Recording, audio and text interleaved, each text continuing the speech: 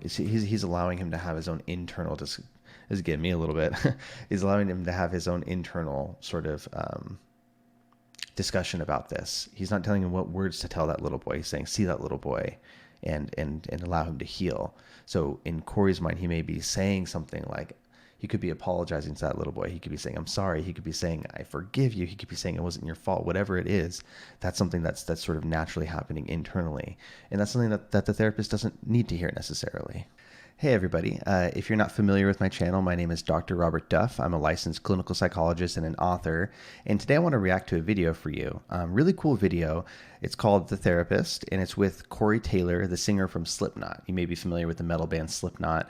They were a big part of my adolescence, so this is pretty interesting. If you know anything about Corey and Slipknot, he has a lot of emotional lyrics and a lot of stuff that delves sort of into his own background and psyche, so this is really interesting. It's called The Therapist. It's by Viceland, and it's with an individual named Siri Satnam Singh, and he is a PhD and a licensed therapist. So basically what you're going to be seeing is a therapy session. They don't have a formal care relationship, but for the purposes of education and entertainment, they essentially sit down and do what you might see in a therapy session. And I have seen this before. I watched through it once to see sort of what it's all about and see if there are any areas that I need to warn you about, and there are. They go into some territory having to do with abuse, physical, emotional, other things like that. So there is some sensitive content in here related to that, but it's a very, very powerful experience. So if it's something you can handle, I definitely suggest that you do so. If not, feel free to click away at any given time. But what I wanted to do is actually just talk about what I see in this therapy session and break down some of the techniques and different aspects that you may not have heard of or you may not know the names for.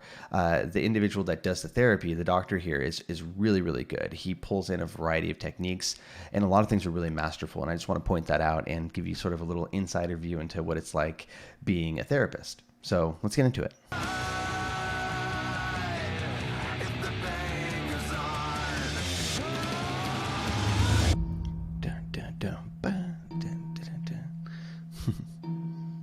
In reading some of your lyrics, they really are very moving. Oh, thank you. For a therapist, I would be concerned, though. Well, yeah. The devil and I. So right off the bat, this is good rapport building.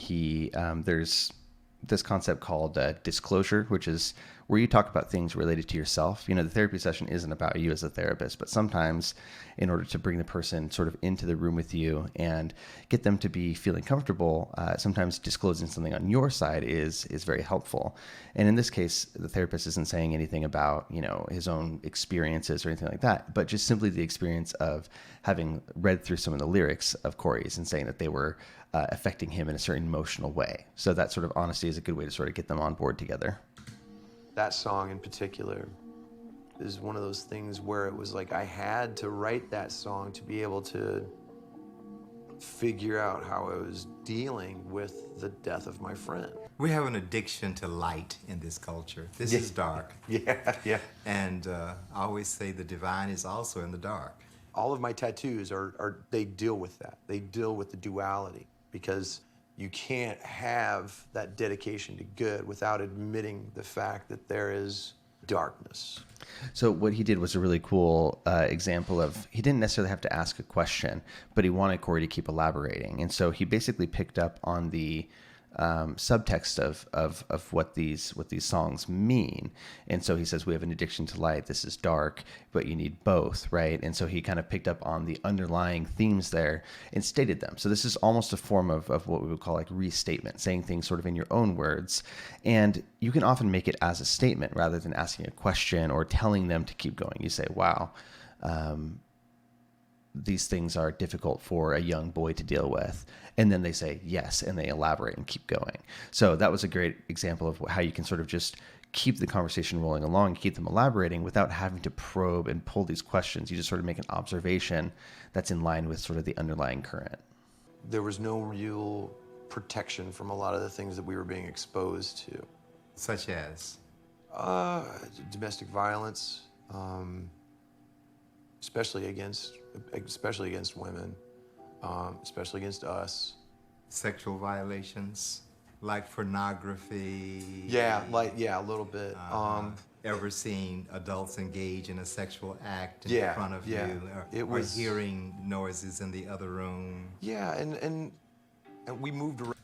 So that was interesting. He was sort of leading him, giving some possibilities, sort of giving him in some cases that could be like maybe a little bit presumptive, but I think what he was trying to do is basically normalize some of these possibilities. So people who have been in situations like you, these are a few things that they might have experienced. They may have, had exposure to pornography. It's common that they maybe saw sexual acts between people. Maybe they, heard things through the walls or whatever. These are sort of normalizing things. So he can go, yeah, no, and sort of tell you which parts of that do fit with him. One other thing that's interesting here is that this is a little bit different from a typical first therapy session with somebody because he's had a lot of opportunity to research this person. So, he's had an opportunity to read through Corey's lyrics. He's probably Wikipedia'd him, learned a little bit about his background. So they're sort of hitting the ground running. This would be very, very deep to get into right away during the first session. Sometimes it does happen that way, but that's pretty rare. And he's also, for the purposes of this sort of educational video or entertainment video, making some leaps, right? So he's making some interpretations. He already made an interpretation saying, I had this hypothesis that you use your mask to sort of mask your childhood. And so that's something that you would usually not jump straight to within a few minutes of meeting somebody, but he has this background and he's been able to sort of formulate those hypotheses ahead of time. Around a lot too, so there was really no sense of safety. There's something that comes with being able to identify with a certain place in a certain room and a certain safety that comes with it. My bedroom was everything from a closet to a bathtub. So in a lot of ways, I had to adapt quickly nodding to a lot of different issues, episodes. And honestly, restructuring of people living in the house because boyfriends would come, boyfriends would go. Your father? My dad, I didn't meet my dad until I was 30. So, it just, again, such a gentle, prompt, giving him space to expand. Your father, not saying, what was your relationship with your father like? Or did you meet your father? How did your father impact this? Just sort of leaving it up to Corey to fill in that gap, saying, your father, and seeing how Corey sort of takes that and runs with it, because that's going to tell you a lot more than if you were to get a very, very kind of close-ended, pointed question about something specific. Sometimes you need those. Sometimes you do want to know something. Other times you want to see how the person explores, and that's what he's doing here, allowing space for that exploration. Made you hyper tentative, hyper protective, and I don't know. It was maybe also contained within yourself because you had no safety. You couldn't share. Yeah. So you had to hold a lot in. Yeah. And it had to go somewhere. Drugs. What were your drugs in the past? What were they? I was a speed freak when I was a kid. Yeah. I could stay up and I could run and I could go. So that was an example of a closed-ended question where he did want to know something specific. He wanted to know, what were your drugs in the past? So not, tell me about drugs or something open. He said, what were your drugs? So that was kind of a very specific question that he wanted the answer to. In researching men not raised with their fathers, there's a term that is used, half alive. The father can ignite something in a son that the mother cannot. Interesting. Okay. So, like, for example, in African culture, they take the young teens, the elder men, take the male teen away, and they put masks on and they do all these rituals and they scare the demons out of them. Really? So you had no male principle there to deal with the demons inside of you. Yeah. So then you acted them out. It's getting pretty animated there, and I would say that he is somebody who he blends approaches, the therapist, he blends approaches, and one that he tends to draw a lot from is what you would call psychodynamic therapy. And so these are therapies having to do with, looking into your childhood, how events from your childhood shape the way that you experience the world now. And so part of that, once you're able to sort of get into somebody's subconscious a little bit, hear the way that they talk about things, the way they interpret things, is making your own interpretations, having sort of these hypotheses and bouncing them back at the person. And so that's kind of what he's doing here. He's saying that, his hypothesis is that since he didn't have this central male figure to help balance things, he had to do that himself. He had to create that balance. He had to kind of expel those demons in his own way. One thing that I will say is that sometimes making a bold claim like that doesn't always have to be right. It just has to be productive. So say there are a lot of people who, when he starts talking about, a father can ignite something in you the way that a mother could not. Some people would feel sensitized by that or offended by it or disagree with it based on some, educational principle they know. But in this case, I think he picks up on the fact that may be something that Corey would agree with, would resonate with, and he's throwing it out there with the hopes that it would be productive. So even if he doesn't fully agree with it, it's going to be a conversation that leads somewhere where they're going to get to that deeper understanding.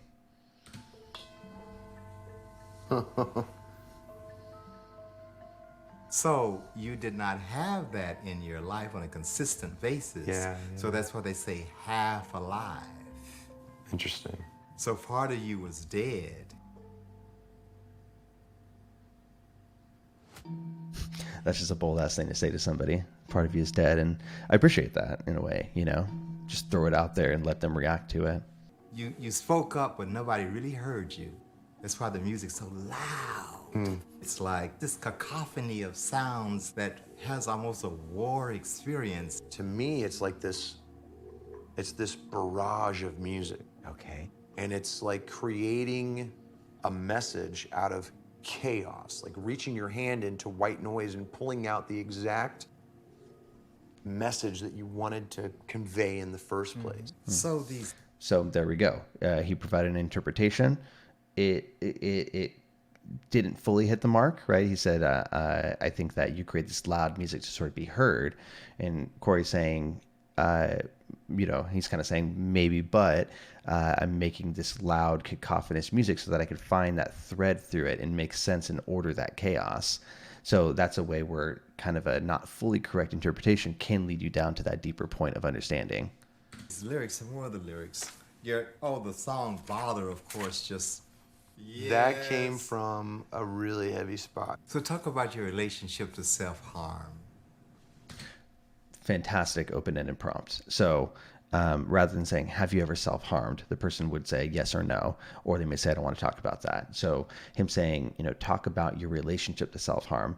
That's very open-ended, gives him room to explore, gives him room to talk about what he's comfortable saying. You can feel out if he's holding back or not. You can see sort of just how he reacts. And so whenever possible, it's more useful, especially in this exploration stage, to use those open-ended questions or prompts. It doesn't always have to be a question. I'm a big fan of the prompts. Tell me about this, or talk more about that sort of thing. So that's what he's doing here. A lot of me went with it. And I felt so empty that I had a hard time feeling anything other than grave depression. And it was the one time I really was just like, I can't handle this. Well, I hear a lot there. I hear that you finally found your heart pulsating. And when she left, you were left with what was there before she came. Yeah.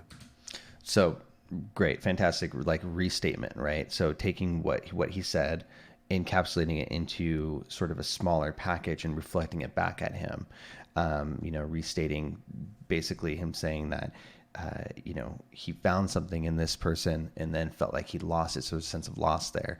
So reflecting back what you think the person is saying, often saying what I'm hearing is, or what I think you're saying is, or something like that, is a really great way for them to feel understood. And then again, that invites them to go deeper.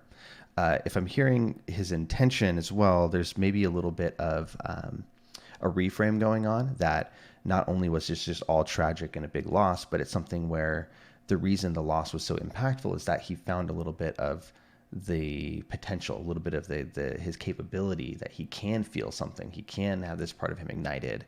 And that's why it was so painful when it was ripped away. So that's sort of opening up another line of inquiry and another place that you can go down if you wanted to.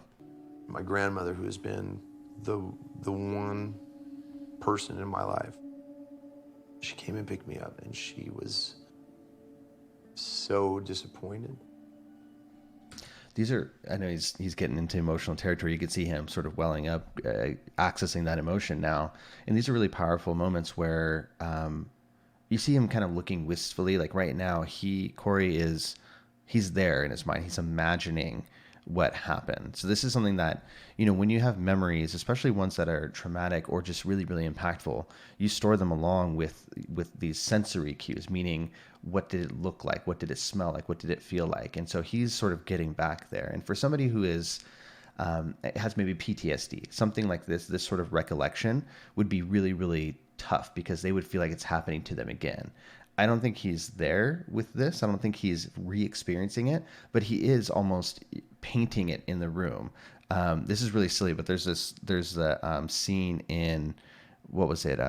One of the Avengers movies, Civil War, I think, the Marvel Civil War movie, where Iron Man has those glasses that sort of, is it glasses? I don't know, but he projects a scene from his past and paints it onto the stage and plays it out. And that's really what's going on here. Is if you look at it, you can almost picture the scene that's playing out in front of his eyes. And that's really, really powerful territory that you can work with in that therapy session. I could see it on her, right? And it was almost like a race of emotion. She was disappointed. She was glad I was okay, but she was so mad. And that killed me. It hurt so much. And it almost put me over again that I immediately just said, okay. It's not. It's not something you come back from.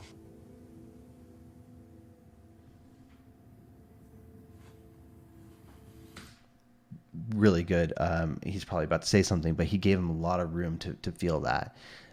When you're with somebody, when you're sitting with somebody who's hitting those deep emotions and is talking about something that was hard for them or traumatic for them, it's really easy to become uncomfortable as a therapist, and it's really easy to feel like you need to jump in and save them or release the tension in that moment.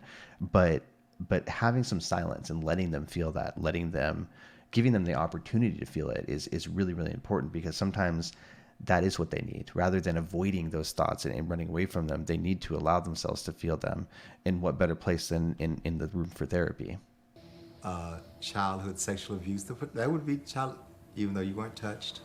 I wasn't by my family. Oh, okay. I was raped by someone in the neighborhood.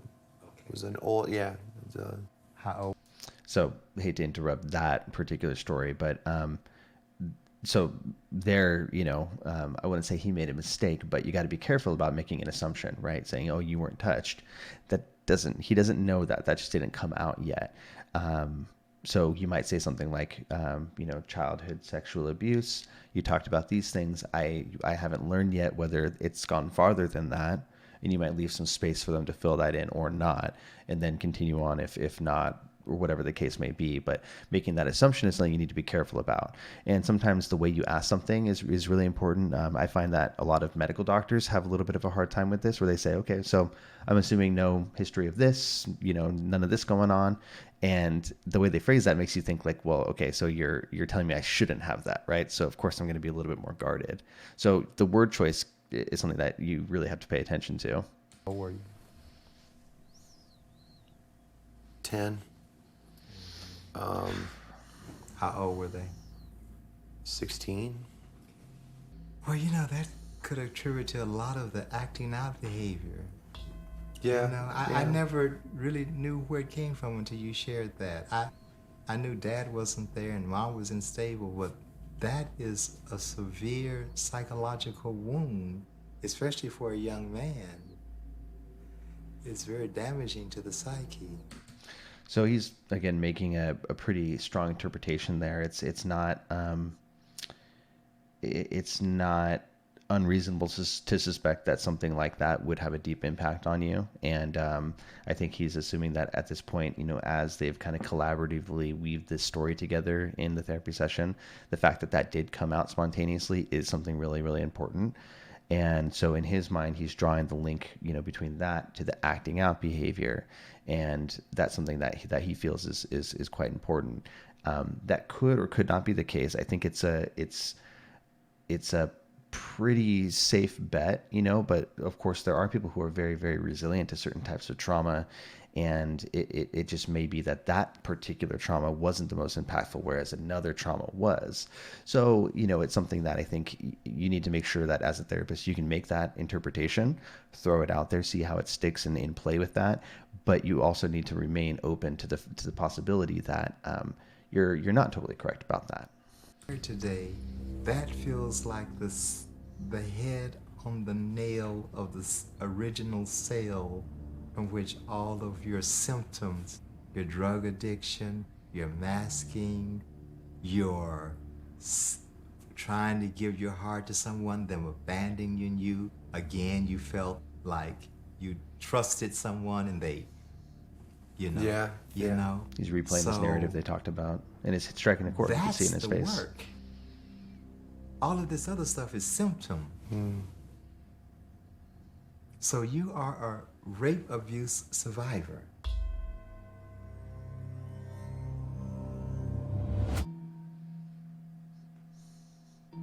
If you need to go to a survivors group, a sexual abuse survivors group, that may help you continue to release that. That's why all this symptom came about.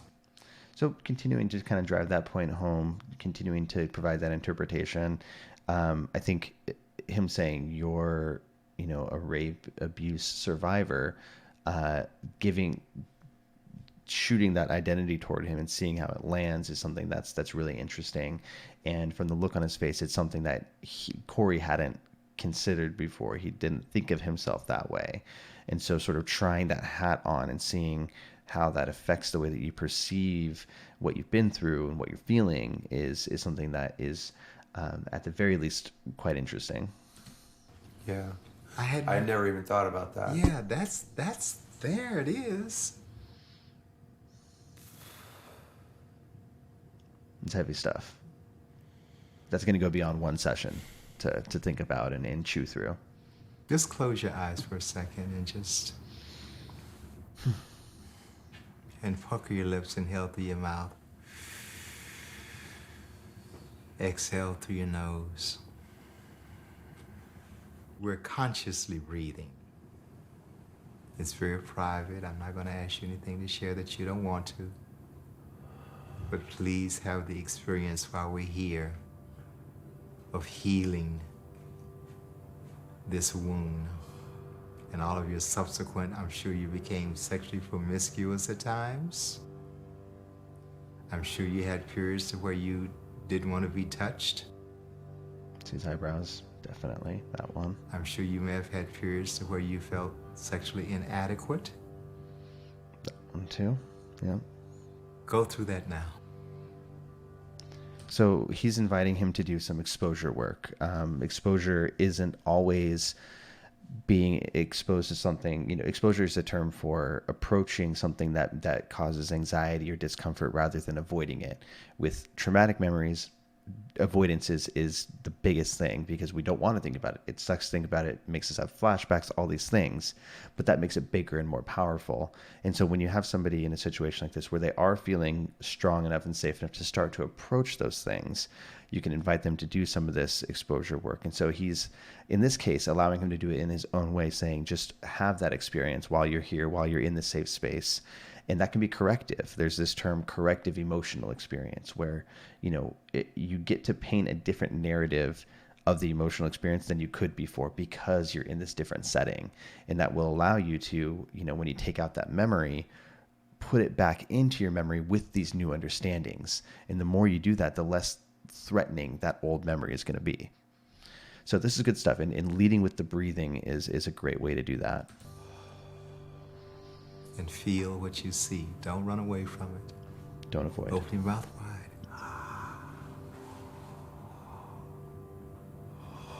See that little boy there?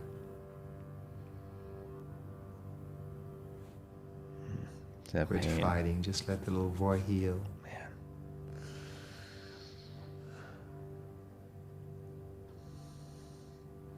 He's allowing him to have his own internal. This is getting me a little bit. He's allowing him to have his own internal sort of discussion about this. He's not telling him what words to tell that little boy. He's saying, see that little boy, and allow him to heal. So in Corey's mind, he may be saying something like, he could be apologizing to that little boy. He could be saying, I'm sorry. He could be saying, I forgive you. He could be saying, it wasn't your fault. Whatever it is, that's something that's sort of naturally happening internally. And that's something that the therapist doesn't need to hear necessarily. Open your mouth wide just for the last few seconds. Then through your mouth. Through your mouth. Go through the paranoia, the pain. Go through it as much as you can. Live it, see it. You're releasing this stuff. I'm not sitting you in it. I'm trying to get it out of your psyche. Let it go. Let it go. It's like emotional bloodletting. You just did the work. Let it go. Let it go. Just breathe through your nose. Let it go.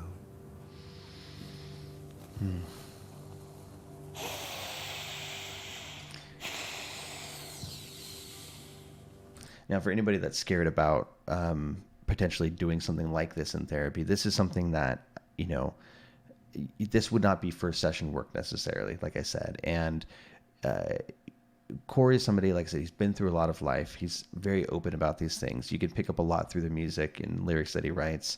And so I think this therapist has the understanding that this is a very resilient, psychologically strong, open person to have survived all of this, and that he can withstand, you know, an intervention like this. In general, you know, we're getting toward the end of the video here. This is something that you need to pay attention to as a therapist. Do you want to open up this can of worms and then just kind of leave the person hanging?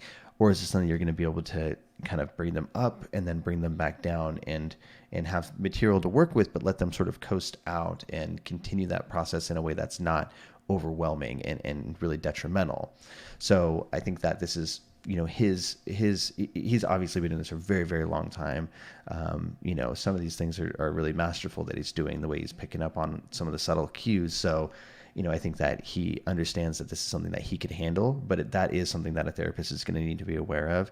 And if you're going into, say, you know, EMDR therapy or trauma-focused cognitive behavioral therapy, you're not going to be just slammed with this sort of thing right away. So don't be afraid of that.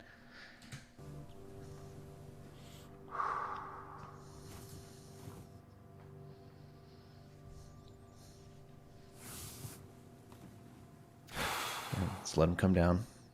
Let him come down.